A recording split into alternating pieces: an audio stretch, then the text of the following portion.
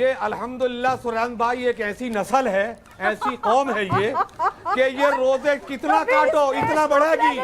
जितना गुजरात में काटा गया बढ़ी, मलयालम में काटा गया बढ़ी, मुरादाबाद में काटा गया बढ़ी, संभल में काटा गया बढ़ी, और भागलपुर में काटा।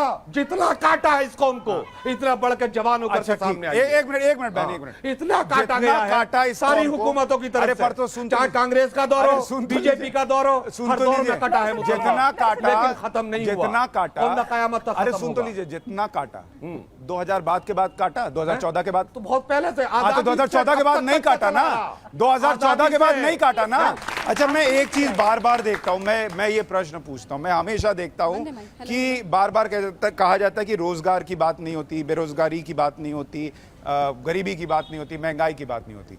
जब नुपुर शर्मा ने कुछ बोला, तब जब लोग बाहर निकल रहे थे कि सरताज को जुदा कर देंगे, ये गलत हो गया, इसको जेल में डालो, तब उन लोगों ने क्यों नहीं कहा कि हम इस पे बात नहीं करेंगे, हम बेरोजगारी पर बात करेंगे?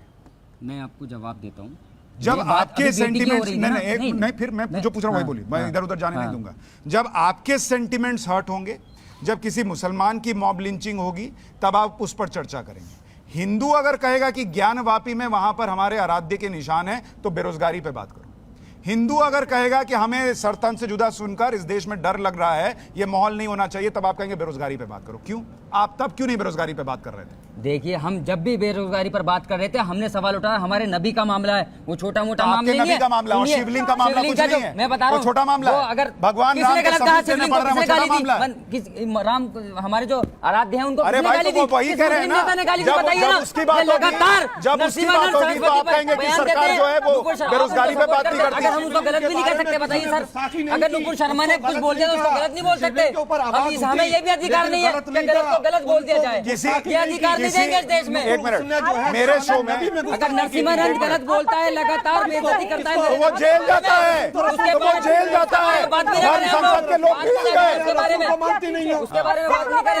अरे आपसे पहचाना जाएगा कौन बोल रहा है। राजनीति तो ये लोग कर रहे हैं। कादरी भाई, मुझे ये बताइए, इतनी सी मैं सिंपल बात कर रहा हूँ, जिसकी भावनाएं हर्ट हो उस पर बात कर लीजिए। लेकिन जैसे हिंदू की बात होती है, आप बेरोजगारी, गरीबी, फलाना फलाना निकाल के ले आते हैं। मुसलमान की बात होगी, ओवैसी दिन रात मुसलमान की बात करते हैं, तब कोई बेरोजगारी की बात नहीं करता। ये क्यों? हिंदू को क्यों नहीं अधिकार है कि उसकी भी बात होगी? देखिए, ये देश हम दोनों का है, हिंदू की भी बात होगी, मुसलमान की भी बात होगी। हमने बार बार ये कहा है अपनी डिबेटों में कि अगर हिंदू का वही खून है, उसके किसी भी धार्मिक स्थल या जिसकी वो पूजा करते, जिस मूर्ति को मानते हैं, हक नहीं है कि हम उनको गाली दें। हम नहीं कहते, हमारा कुरान भी कहता है कि इनके देवती देवताओं को बुरा मत कहो। ये हमारा नहीं, कादरी का जवाब नहीं, ये कुरान का जवाब है। हम गलत, अगर कोई भी इसके खिलाफ मुसलमान जाता, हम उसके विरोध में खड़े हो जाएंगे। लेकिन अगर कोई शान, या तो क्यों कुट कुट कर रही हो, पहले बोलने दो ना, क्यों बीच में बोल रही हो? सीख रही हूं थोड़ा सा।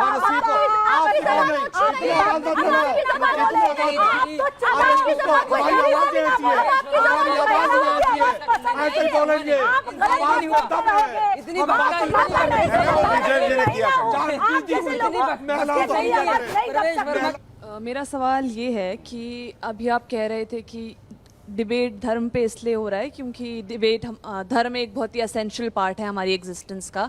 पॉलिटिकल सिनेरियो में धर्म का बहुत वेटेज है, पर ये कई सालों से ये डिबेट्स होते आ रहे हैं जहाँ एक पक्ष दूसरे पक्ष पे चिल्ला रहा है, दूसरा पक्ष तीसरे पक्ष पे चिल्ला रहा है, पर अल्टीमेटली कंक्लूजन क्या निकलता है?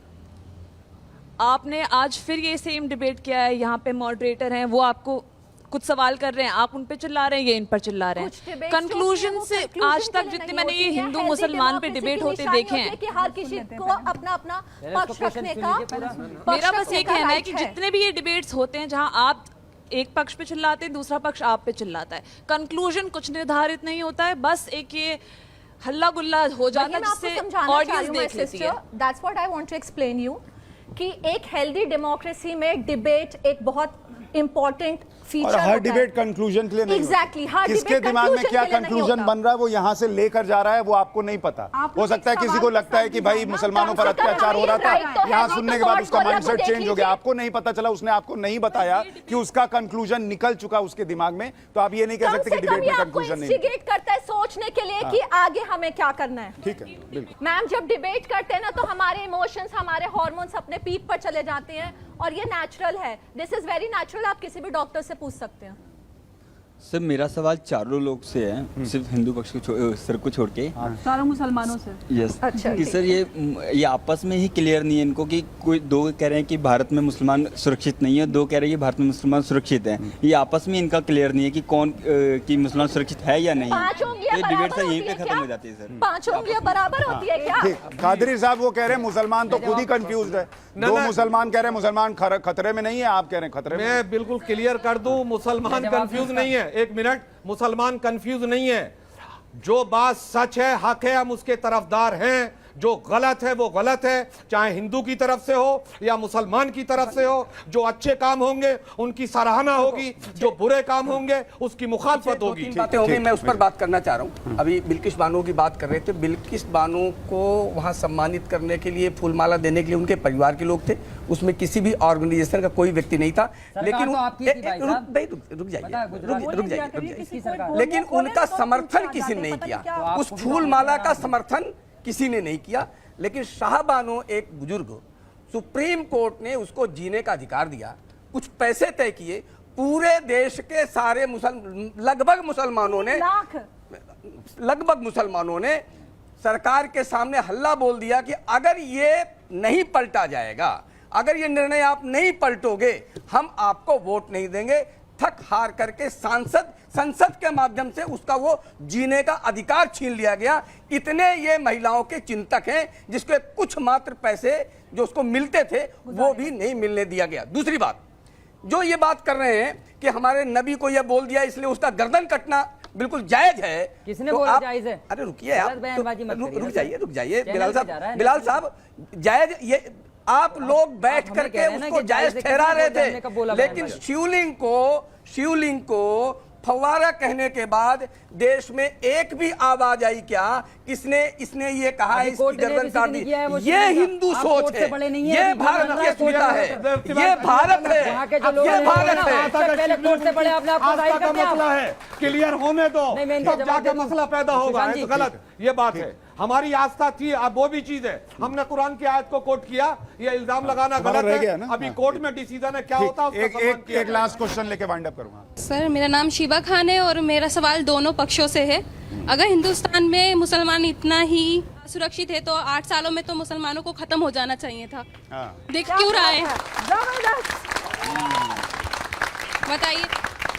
मरता तो आम इंसान ही है ना। सरकार लड़े, हिंदू लड़े या मुसलमान लड़े, मर आम इंसान ही रहा है, उस पर कोई ध्यान नहीं देता। ठीक है, इस पर भी तो ध्यान इनका दीजिए। प्रश्न है, वैसे तो 2002 से ये लोग मुसलमान को खतरे में बता रहे हैं मोदी जी के राज में, लेकिन ना तो गुजरात में मुसलमान खत्म हुआ ना हिंदुस्तान में हुआ। ये अल्हम्दुलिल्लाह सुरेंद्र भाई एक ऐसी नस्ल है, ऐसी कौम है ये कि ये रोजे कितना काटो इतना बढ़ेगी। जितना गुजरात में काटा गया बढ़ी, मलयालम में काटा गया बढ़ी, मुरादाबाद में काटा गया बढ़ी, संभल में काटा गया बढ़ी, और भागलपुर में काटा। जितना काटा है इस कौम को, इतना बढ़कर जवान होकर के सामने आई। एक मिनट बहन, एक मिनट। इतना काटा गया है, काटा इस सारी कौम को। हुकूमतों की तरफ अरे से। पर तो सुन तो चाहे लीजिए। कांग्रेस का दौर अरे हो, सुन तो बीजेपी लीजिए। का दौर हो, सुन हर तो दौर लीजिए। में कटा है मुसलमान। जितना काटा, लेकिन खत्म नहीं हुआ। जितना काटा, कौम ना कयामत तक अरे खत्म सुन तो होगा। लीजिए, जितना काटा 2000 के बाद काटा, 2014 के बाद तो बहुत पहले से। तो 2014 के बाद नहीं काटा ना, 2014 के बाद नहीं काटा ना, तब आप कट रहे थे। तब आपने नहीं कहा कि देश में मुसलमान खतरे में। अब आपको देश में मुसलमान खतरे में लगता है क्योंकि आपको ये सरकार पसंद नहीं आ रही है। दिक्कत है इंस्टीट्यूशन है, उसको खत्म किया जा रहा है। ये मुद्दे हैं, ये मुद्दे नहीं है कि कम हो रहे हैं, काट रहे हैं, पीट रहे हैं। आपने भी जवाब दिया 100 लोगों का। मेरा सवाल आप लोगों से है, आप लोगों ने बोला कि मुसलमान खतरे में है, आप लोग अभी इधर खड़ा है, अभी आप लोगों को अनसेफ फील हो रहा है क्या? हमने ये मैक्सिमम हिंदू है इधर, आपको अनसेफ फील हो रहा है क्या अभी? हम खतरे में, हमने क्या कहा? ये प्रश्न है, वो कह रहे हैं तो उसको गलत कहा जाएगा, सही होगा तो सही कहा जाएगा। यहाँ मैक्सिमम हिंदू बैठे हैं, आपको क्या डर लग रहा है? किसको? आपको क्या डर लग रहा हमें है? कुछ नहीं डर लग रहा, ये हमारे भाई हैं। हाँ तो फिर भाई तो ये काहे के बात हो खतरे रही है, करने की में? बात वो क्या कह रहे हैं ये काहे के खतरे में फिर? तो किसने कहा खतरे में? हमने कहा उन बातों से खतरे में जो बयान दिए जाते हैं वो खतरा है। चलिए देखिए, एक चीज अच्छी हो गई, एक चीज अच्छी हो गई, एक चीज अच्छी हो गई, एक चीज अच्छी हो गई। मैडम कह रही थी कंक्लूजन नहीं निकलता, देखिए कंक्लूजन निकल गया। डिबेट खत्म होते होते तक दोनों के अंदर का खतरा खत्म हो गया, दोनों सुरक्षित महसूस कर रहे हैं, दोनों सुरक्षित महसूस कर रहे हैं। और क्या चाहिए? हाँ बोलिए।